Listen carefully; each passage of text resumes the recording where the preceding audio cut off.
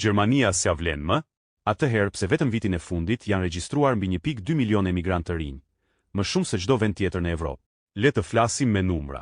Rroga mesatare në Gjermani është rreth 4.100 euro bruto, që i bie 2.500 euro netto, ndërsa në shumë vende të zhvilluara si Austria, Franca apo Italia, shumica e profesioneve fillojnë nën këtë nivel.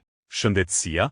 Krankenkasse mbulon mbi 90% të gjitha shpenzimeve mjekësore, dhe për raste të rënda ose sëmundje afatgjata, mbulimi shkon deri 100%. Ndërkohë në SBA, një vizitë emergjence kushton $1.500 deri $3.000 nga xhepi. Arsimi?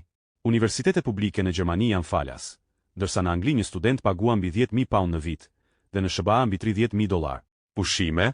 Në Gjermani punëtori ka minimalisht 20 deri 30 ditë pushim të paguar, ndërsa në Japoni, mesatarja është vetëm 10 ditë. Siguria sociale? Nëse humbet punën, ke të drejtë të marrësh 60% të rrogës për deri në 12 muaj me ALG1, gjë që shumë vende të zhvilluara as nuk e ofrojnë. Dhe shto këtu edhe përfitimet si Kindergeld, Elterngeld, kurse profesionale falas, kurse integrimi, trajnime, mbrojtje pune që të mbron edhe kur shefi s'do. Po, Gjermania ka probleme, qirat e larta, burokracia, pritjet e gjata. Por krahasuar me vendet ku emigrantët realisht mund të shkojnë, Gjermania ofron akoma kombinimi më të fortë.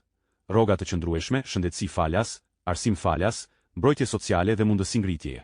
Pyetja nuk është a ja vlen Gjermania, pyetja është: a ka një vend tjetër që jep kaq shumë një emigranti të sapoardhur? Shkruaj në komente.